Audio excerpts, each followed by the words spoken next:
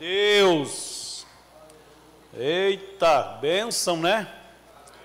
É bom aproveitar esse clima espiritual para nós adorarmos a Deus, participarmos do corpo e do sangue de Jesus nessa atmosfera espiritual. É bom termos essa sensibilidade, né? Esse momento, glória a Deus. Lá na sua casa tem água? Ninguém. Quem tem caixa d'água grande, né? Tem uma certa reserva, né? Mas quem não tem, aí ficou na provação. Que Deus faça essa água voltar rápido, né? Em nome de Jesus. Abra sua Bíblia aí, no segundo livro de Samuel, capítulo 16, segundo livro do profeta Samuel, capítulo 16, glória a Deus. Enquanto vocês abrem, eu quero pedir que todos os pastores, pastoras, aí os presbíteros, missionária, missionário, líderes de ministérios, tá? No final a gente precisa fazer uma reunião rapidinho, só para a gente trocar uma ideia aí rápida sobre a obra de Deus. Pastores, pastoras, presbíteros, líder de ministérios, missionário, missionário, se tiver algum apóstolo aí está convidado, bispo, só não pode ter vice-deus. Vocês encontraram aí o texto? Vocês estão com calorão? Tá bom? Tá calor? Não tá bom, né? Se quiser a gente vira o climatizador para ir. É porque o Adali não está ligado porque ele está sem água. Aí nós deixamos o bichinho parado lá por causa da bomba dele, né? E essa bomba aí, ela é carinha. Encontraram? Eu estou perguntando se vocês encontrou e eu estou aqui. Olha o que diz esse texto. Esse capítulo vai tratar do encontro de Davi e Ziba. Lembra daquele cidadão que se propôs lá a ajudar o Mefibosete? Nós vamos ver ele agora no outro cenário. Olha o que diz. Mal Davi tinha passado pelo alto do monte, lá estava à sua espera Ziba, criado de Mefibosete. Ele trazia 2 jumentos carregando 200 pães, 100 bolos de uvas passas, 100 frutas de estação e uma vasilha de couro cheia de água, de vinho. O rei perguntou a Ziba: por que você trouxe essas coisas? Ziba respondeu: os jumentos servirão de montaria para a família do rei, os pães e as frutas são para os homens comerem, e o vinho servirá para reanimar os que ficarem exaustos no deserto. Onde está Mefibosete, neto do seu senhor? Perguntou o rei. Respondeu Ziba: ele ficou em Jerusalém, pois acredita que os israelitas lhe restituirão o reino do seu avô. Então o rei disse a Ziba: tudo que pertencia a Mefibosete agora é seu. Humildemente me prostro, disse Ziba, que o rei meu senhor,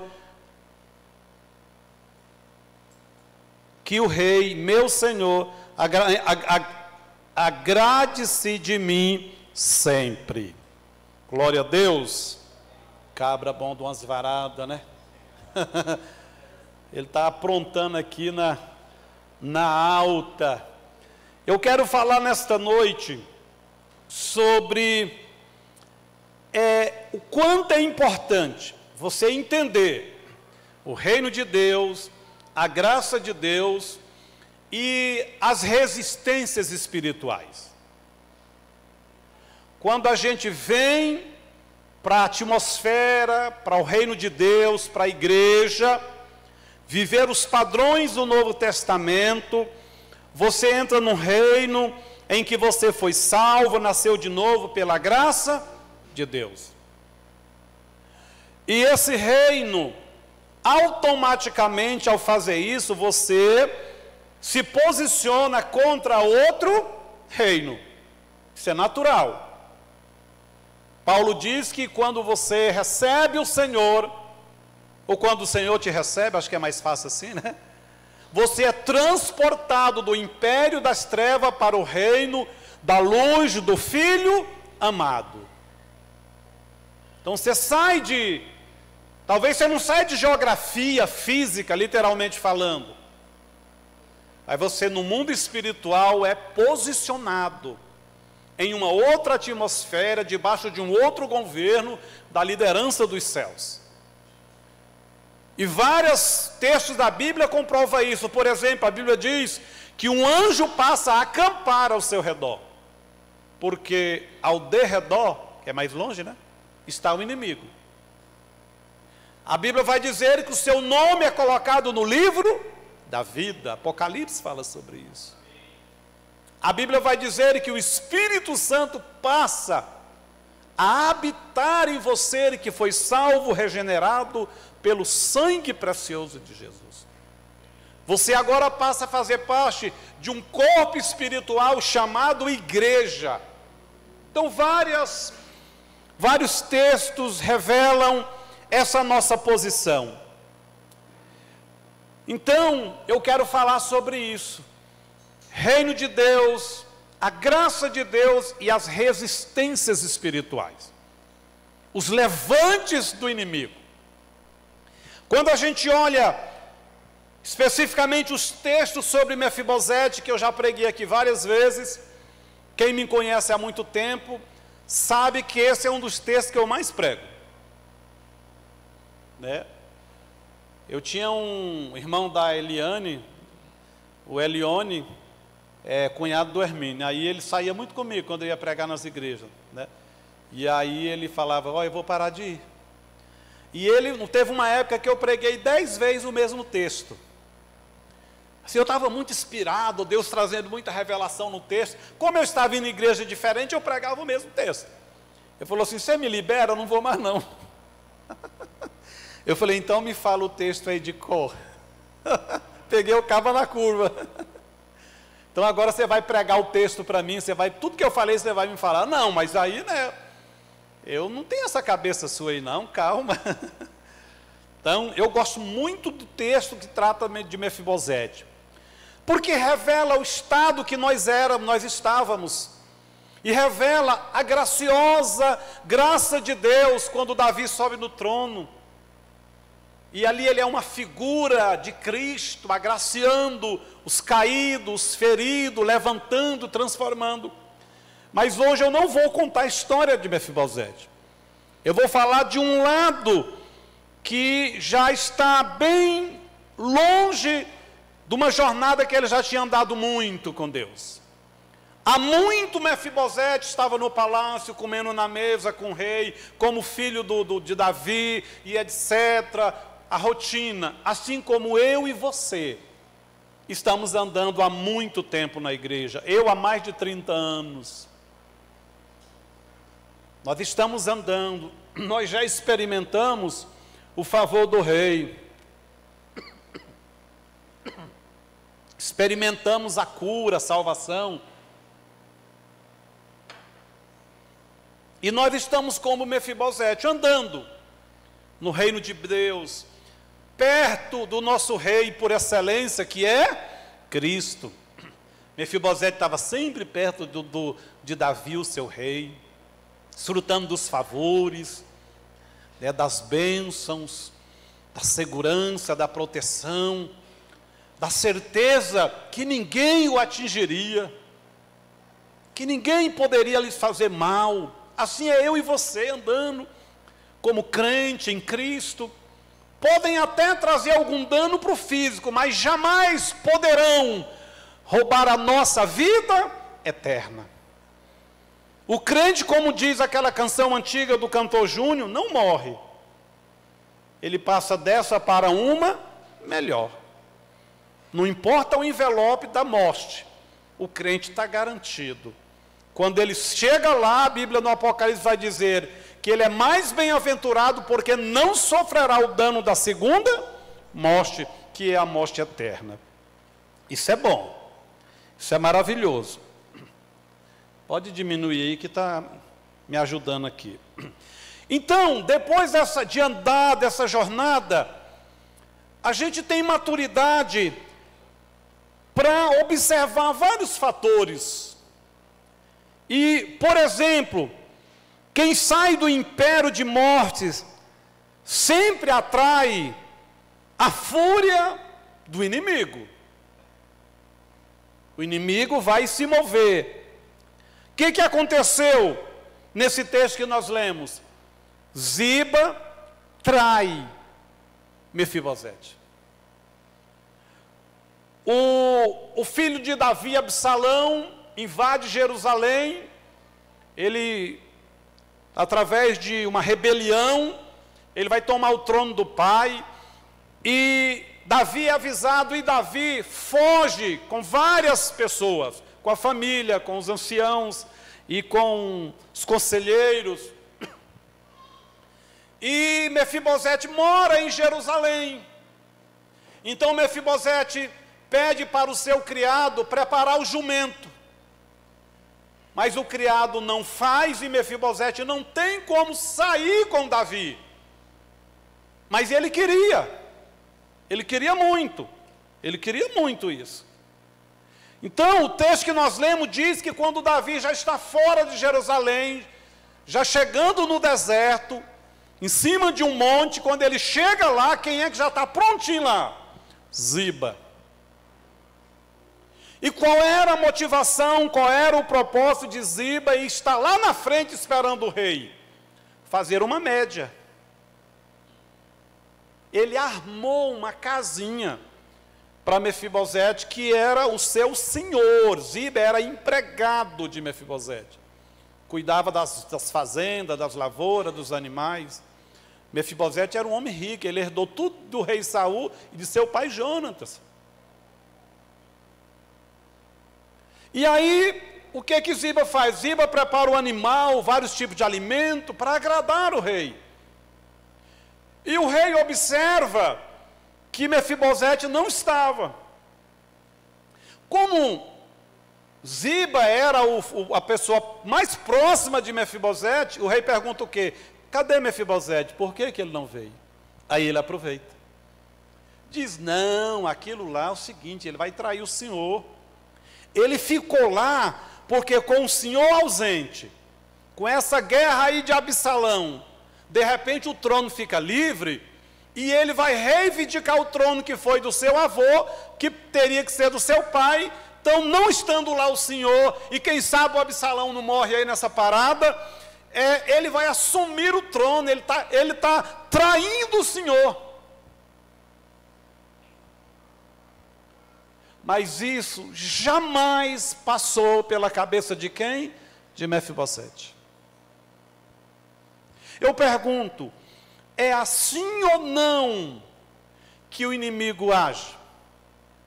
Seja usando alguém, usando uma circunstância, uma adversidade, de alguma forma, o inimigo pode desligar, que a concorrência... Mas engraçado que está um vento assim diferente, né? Acho que Deus teve dó de vocês, viu? Porque eu pensei que está ligado aí? Ah, tá, ok. Falei, gente, que mistério é esse? Tem um anjo ali batendo a asa? Então, irmãos, qual é a intenção do inimigo? Ziba queria a herança de Mefibosete.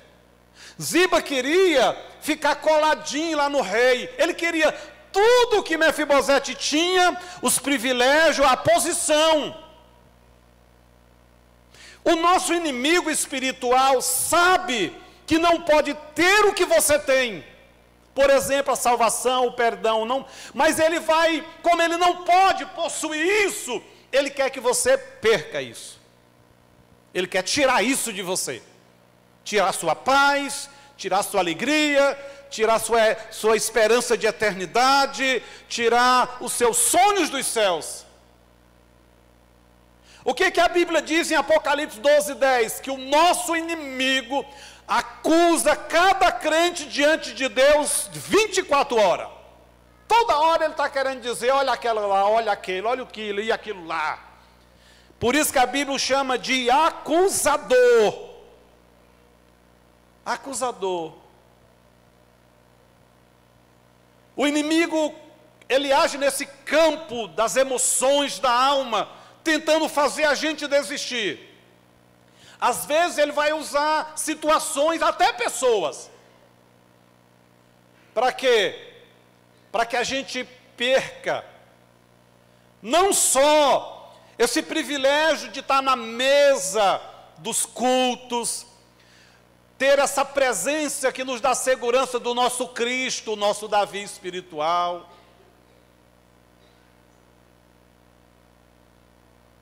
Ele quer isso.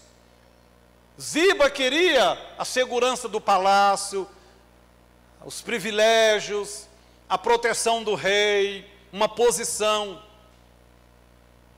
E trazendo isso para o campo espiritual, é tudo que nós temos em Cristo Jesus, o nosso Davi por excelência. O inimigo não quer.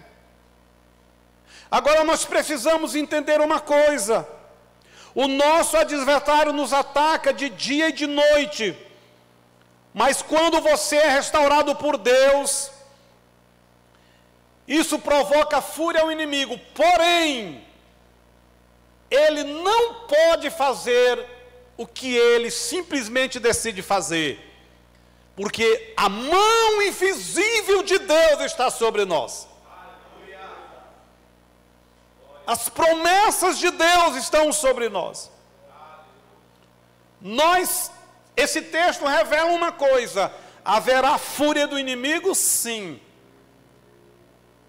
Haverá um Ziba no seu caminho? Sim. Talvez no trabalho, talvez no meio da família, no trânsito, você vai achar um Ziba. Isso mostra o quê? Que nós temos um inimigo espiritual.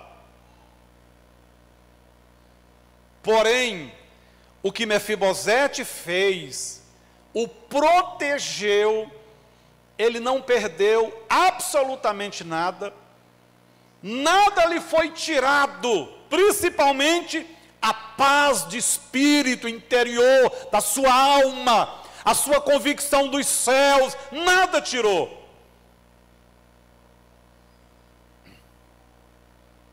Vamos avançar. Se eu assumo uma vida santa, cai por terra a trama do inimigo. Abra lá, vamos dar um pulo aqui, ó. Vamos lá para o capítulo 19. Olha o tapa que Mefibosete vai dar no inimigo. Olha a porrada. O negócio vai ficar feio para ele. 19 a partir do 24.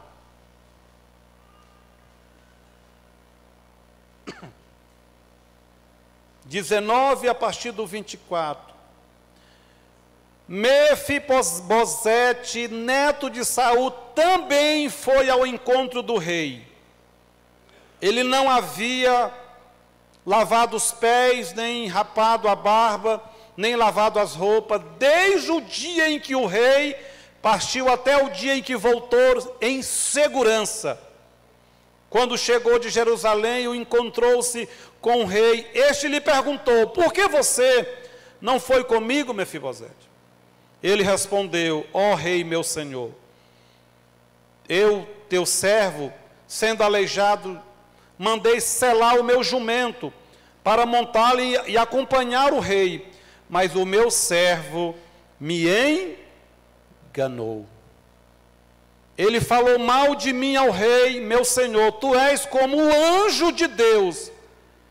Faz o que o Senhor achar melhor. Olha, que interessante.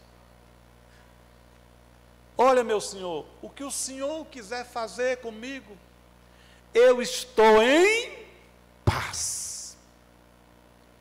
Sabe por que ele estava em paz? Porque para ele o mais importante era os valores espirituais que Davi representava. À medida que você vai andando em Deus, você vai amadurecendo, adquirindo intimidade, você não serve mais a Deus para ter coisas, não. A gente preserva sim a fé nas promessas que Deus prospera, que Deus cura, etc, etc. Mas a gente não vive mais para isso na igreja. Essa não é a principal motivação nossa na igreja.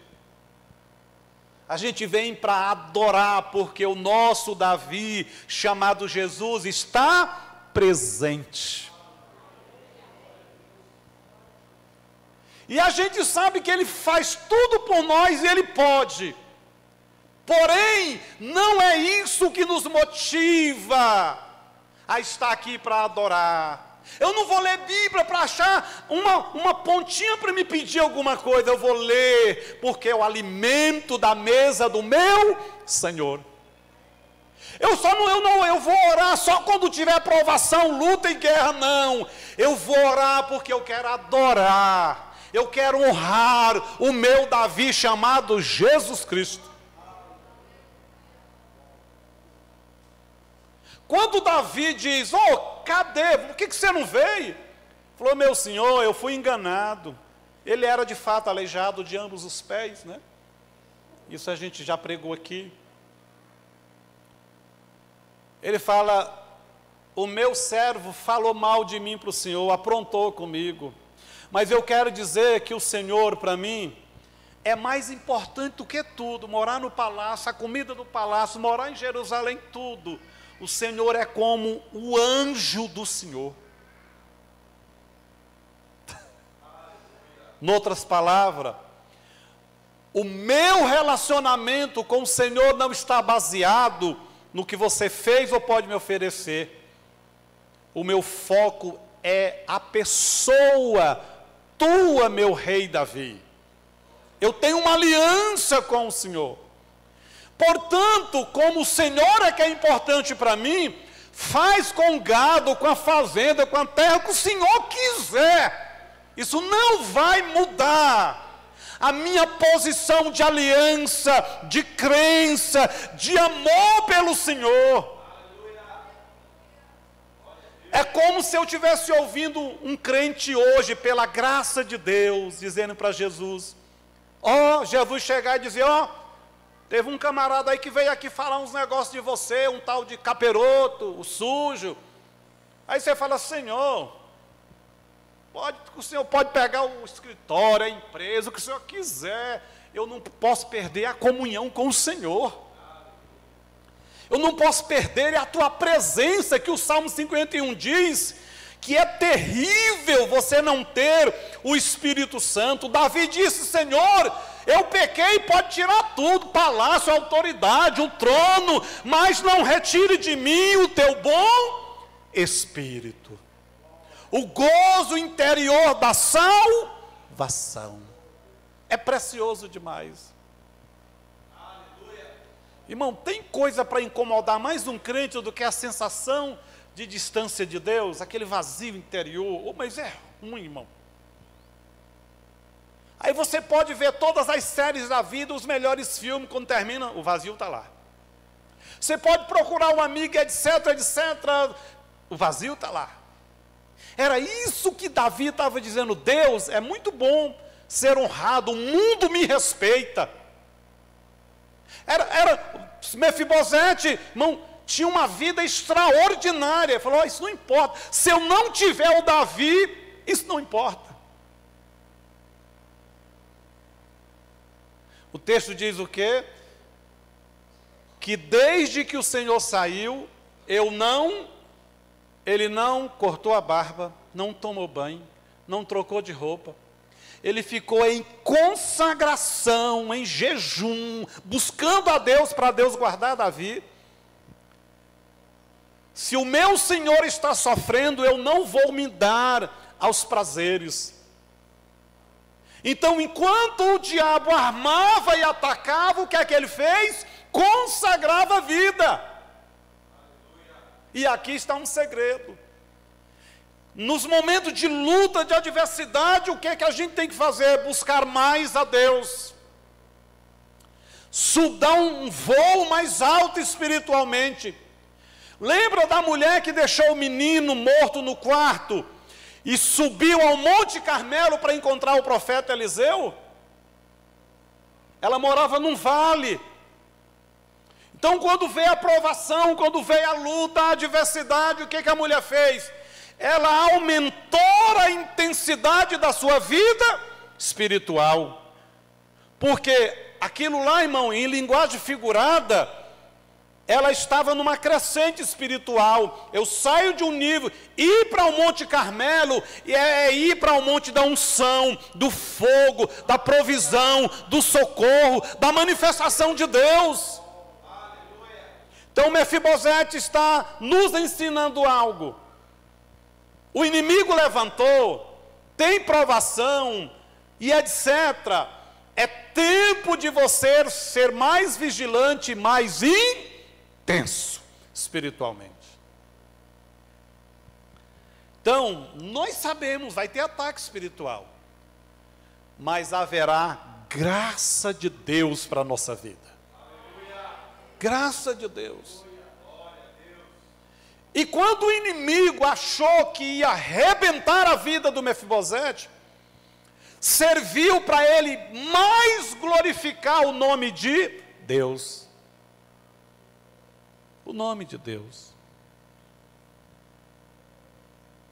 Eu costumo dizer que eu admiro muitos heróis, aquele capítulo 11 de Hebreus, heróis da fé. Por quê? Porque quando a gente lê lá, a gente vê algo interessante. São homens e mulheres que chegaram no nível que, se movendo em Deus, eles fizeram coisa extraordinária. Lá não diz que Deus fez através deles. A gente vê pelas entrelinhas dos estudos, da exegese do texto, foram pessoas que fizeram coisas que Deus não pediu, que Deus não mandou, e glorificaram o nome de Deus. Aqui o inimigo está achando que vai ser o fim do Mefibosete. Mas Mefibosete, numa consagração, numa busca mais intensa, tem a oportunidade de reafirmar seu testemunho, sua fé e o seu ânimo. Amém? Vocês estão me ouvindo? Então vamos avançar? É o terceiro ponto. Todos os dardos do maligno não poderão atingir você, se você estiver na presença de Deus. Por que não alcançou Mefibosete? Porque ele estava na presença de Deus.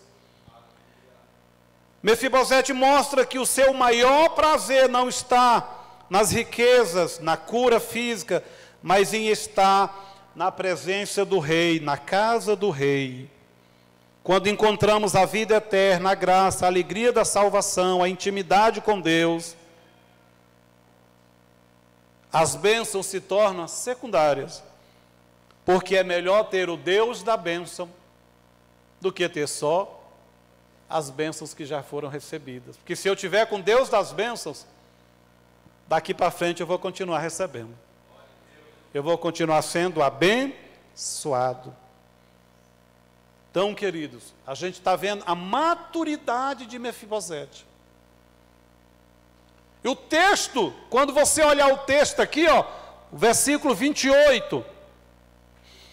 Todos os descendentes do meu avô, nada merecia do meu senhor, o rei e rei, senão a morte. Isso é Mefibosete falando.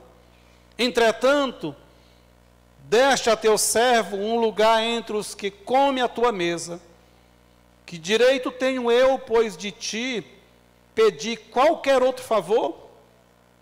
Disse-lhe então o rei: você já disse o suficiente. Minha decisão é que você exiba de vida tudo. Ziba levou a metade de tudo que ele tinha. Agora eu pergunto para você, isso mexeu com ele? Não. Isso fez diferença para Mefibosete? Nenhuma. Mas Mefibosete disse ao rei: deixa que ele fique com tudo. Ai, irmão, isso é maravilhoso. Meu rei, eu só quero estar com o propósito de Deus na sua vida. Eu só quero andar com o Senhor porque eu sei do que Deus fez e o que Deus ainda fará através de você. Em outras palavras, eu quero andar com Deus. Se eu ando com você, eu estou andando com Deus. Aleluia. Dá tudo para esse Mefibosete. Porque o Mefibosete poderia herdar tudo e jamais herdar a vida eterna.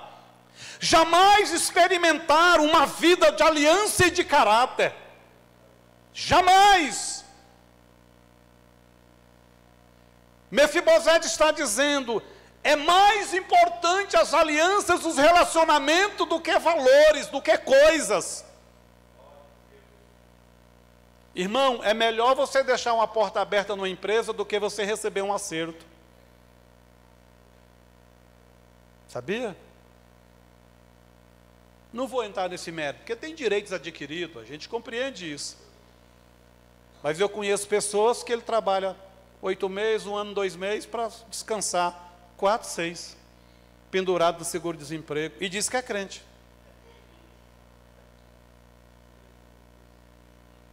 Ainda dá testemunho. Estou na bênção do Senhor 6 meses. Né? Você não sabe a vontade que me deu de te falar o que você é. Vigia, crente. Crente tem que dar exemplo em tudo. Meu primeiro pastor falava: crente, domingo, depois do culto, tem que dormir cedo, para chegar no serviço no horário e descansado. Para ele trabalhar 8 horas e produzir, porque ele vai receber por 8 horas. Se ele não produz, ele está recebendo algo que não é dele, que ele não pagou o preço de fato. Porque o padrão da justiça de Deus vai muito além do nosso, irmão. Aqui todo mundo dá um jeitinho, principalmente no Brasil. Mas diante de Deus não tem jeitinho não. Você trabalha 8 horas, você ganha por 8 horas, tem que trabalhar 8 horas. Por que que Tiago é firme sobre patrão e funcionário? Para que haja um padrão de justiça. Então ele diz: meu senhor, pode dar tudo para ele. Irmãos, um crente verdadeiro não está preso em nada desse mundo. O Ziba velho que está aí, que vai ficar aqui mesmo e depois a casa dele é num lago de fogo, ele dá muito valor a essas coisas aí, ó. Muito valor. Mas nós temos a promessa de vida eterna. Nada que se compara à eternidade. Eu tive uma visão do arrebatamento da igreja, e ali, aquilo serviu para a minha vida, mas profundamente. Porque eu experimentei a alegria da hora que você vai ser transformado. Irmãos, não existe palavra para descrever a sensação tão boa. Os céus, ele te puxa com uma energia, de uma alegria, de um prazer, de uma gratidão. É um negócio extraordinário. Quando você for arrebatado, transformado, você chegar no céu, a atmosfera do céu vai tomar você. Você não tem ideia da grandiosidade disso. O quanto isso é extraordinário. E não passa, pode passar 1 milênio. Você está mergulhado numa atmosfera de alegria, de gratidão. Por isso que os anjos não param dizendo: santo, santo, santo é o Senhor dos exércitos. Porque não é mera repetição. Aquilo é produzido pelo próprio Deus, pela presença de Deus sobre você. Um pouquinho que o Espírito Santo toca na gente aqui, a gente desmancha, a gente não quer ir embora, né? É maravilhoso. Eita, Deus bom. O que que nós vamos ansiar mais, irmão, se você tiver o Cristo presente? Nada. Intimidade com Deus. O próprio Deus torna-se a nossa maior necessidade. Quando se tem intimidade, Deus se torna a nossa maior necessidade. E para encerrar, Mefibosete, no final da jornada, foi poupado da morte do juiz e da destruição. Sabe por quê? Por causa da fidelidade da aliança. Quando a gente olha lá o capítulo 21, versículo 7, eu vou ler com os irmãos, 21, 7. 21, 7. Olha o que diz. O rei poupou Mefibosete, o filho de Jonatas e neto de Saul, por causa do juramento perante o Senhor que tinha feito com seu pai. Lembra? Lá no 1 Samuel, quando Davi e Jonatas fazem uma aliança. Porque aqui nesse capítulo, os Gebionitas estão pedindo os 7 descendentes de Saul. Porque havia uma fome, havia uma praga se manifestando. E Davi procurou, consultou o Senhor, e Deus falou: olha, isso que está acontecendo é porque Saul quebrou a aliança que Josué fez com os Gebionitas. Lembra? Lá no livro de Josué. E aí Davi chama as lideranças dos Gebionitas, e eles não eram crentes, irmão. O que é que eles falaram? Nós queremos 7 homens da família de Saul para ser degolado, em cima do monte. Davi, vamos ver quantos tem ainda. Acharam os 7 lá, entregaram, mas ele não entregou quem? Mefibosete. Por causa da sua aliança com Jesus, por causa da aliança do Pai com o Filho, que nos alcançou, o juízo não vai alcançar a nossa casa, a nossa vida. A destruição não vai nos alcançar para a eternidade. Nós seremos recolhidos nos céus. Se coloque de pé.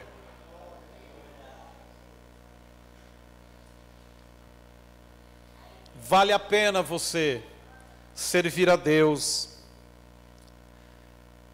Vale a pena você ter aliança com Deus. Vale a pena você viver para Deus. Porque por mais que o inimigo tente, você será protegido. E você vai amadurecer nessa jornada. Eu tinha uma família muito amiga nossa, e eles tinham uma filha bonita. E às vezes a gente estava falando do arrebatamento, aí ela falava: eu peço para Jesus não vir agora não, porque eu quero casar. Eu falei: ô minha filha, se tu souber da alegria do que é ser arrebatado, estar no céu, casamento não passa nem perto. Mas por que ela tinha esse sentimento? A maturidade espiritual. Ela era nova, ainda tinha muito tempo para desenvolver essa maturidade. Pergunta, se fizesse essa mesma pergunta, por exemplo, o apóstolo Paulo: Paulo, sua cabeça está aqui no tronco de madeira, o machadinho está levantado. Você quer viver mais aqui 10 anos? Ou você pode descer o cutelinho? Não, pode descer o cutelinho, eu estou querendo chegar perto do meu Senhor. Pedro foi crucificado de cabeça para baixo. E ele estava feliz, ele estava alegre.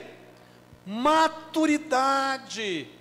Porque para eles era mais importante o Senhor cumprir o propósito do que viver mais aqui alguns anos. Chega na beira do leito de um homem e de uma mulher que amadureceu na fé e pergunta: você está com medo de morrer? Irmão, ele nem lembra disso. O verdadeiro cristão não tem medo da morte, ele não tem mais nada a ver com a morte. porque a nossa alma anseia pelos céus. Afinal de contas, qual é o grande prêmio de você manter a sua carreira, a sua caminhada espiritual? A eternidade nos céus. Aí de lambuja Deus cura, Deus abre porta, Deus realiza sonhos, sim. Mas o grande prêmio qual é? A coroa da vida. E quando você consegue ajudar alguém nessa caminhada, também diz que você vai ser recompensado na eternidade. Então saia daqui nessa noite com essa convicção.